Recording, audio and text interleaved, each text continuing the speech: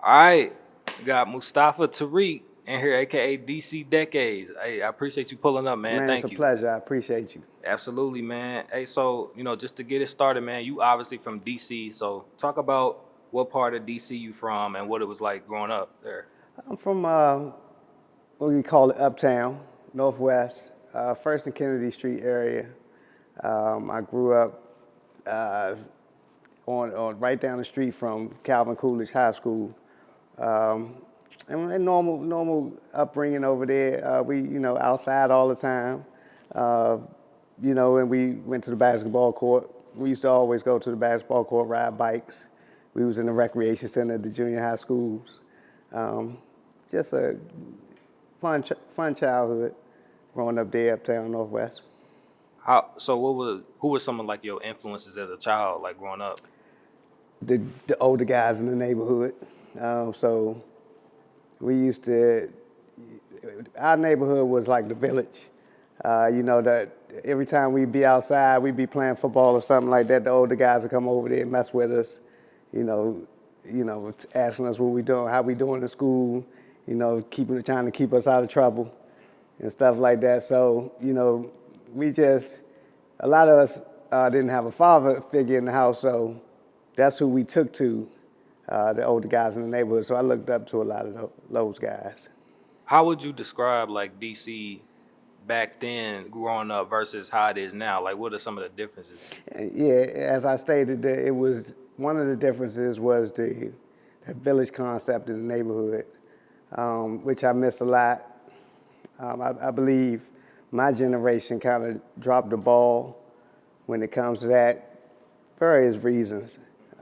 But yeah, we had a good time with the older guys, and they kept us out of trouble. And a lot of us from my generation, we were in the books.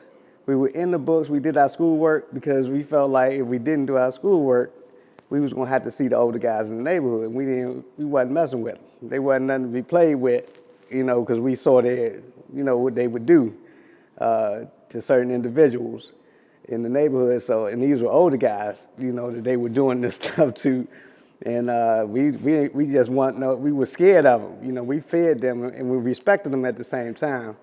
So, that's a lot of the difference. And the neighbors in each of the houses, they knew your parents. If we were outside doing something, you may have a older lady or older gentleman open that door and say, "Man, I'm gonna tell your mother what you're doing." You know what I mean? Stuff like that. So that's a major difference. You said you felt like your generation kind of like you just said Well, dropped the yeah, ball let with me that. expound on that. As far as drop the ball, I don't feel like a lot of us were around to be able to do the same things that the guys that we came up under did for the younger generation that was coming up. One of the main reasons was incarceration of a lot of us, and we were distracted. Had a lot of distractions, and I feel like looking back at it now, I know if it was more of us that were around, and we could have. I feel like we could have made a difference in a lot of the youth today, as far as being on them and being able to make sure they're going in the right direction. So how did your upbringing and you being from DC, how did that like inspire you or lead you to create the DC Decades platform? Okay, so I was one that would not stay in one neighborhood. I took advantage of my access to. I had a lot of family members, friends that were, lived in other parts of the town. A lot of the guys that I grew up with, stayed in one neighborhood. But I would travel over the north, parts of northeast, parts of southeast. The only part of DC that I didn't frequent was Southwest. The only time I would go to Southwest was when I would go to the nightclub East Side. But when I would hang out, across town, I would see certain things, so I would adapt to my environment. So growing up, I had a lot of experience, knew a lot of people, and I went to 3 different high schools.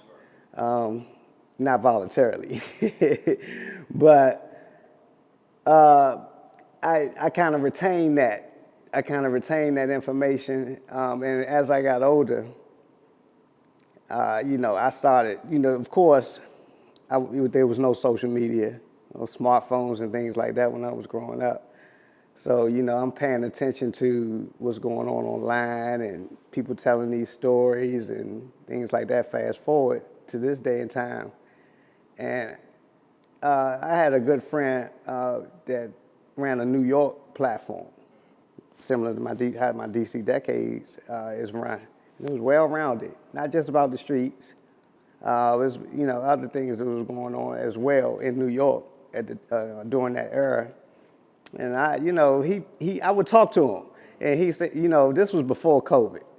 So I just didn't have, he would try to get me to do the same thing. He said, man, I know you could do this, man. What the stories you be telling me, man, I know you know. And I helped him out one time. He had featured some DC stories. And I said, man, I hit him up. I said, look, man, this is not correct. If you want to put something out there, you want to put the right information out there. He said, see, man, you need to be doing this. So I still wasn't doing it. I said, I can't see myself having time. I don't even know how to use Instagram like that. So I talked to my wife about it, and COVID hit. And my wife was like, man, Moo, I'll help you out. I'll help you, get the page up, and I'll show you how to do it and show you how to post and stuff like that. So when COVID hit, I had some downtime, and the rest is history. I went on and created the page. The first post I did, I said, let me think of something that I know would grab people from that era. And we was talking, I posted something about a good friend of mine, Wendell Hurd, that has passed on. And he was good with his hands. He could fight real good.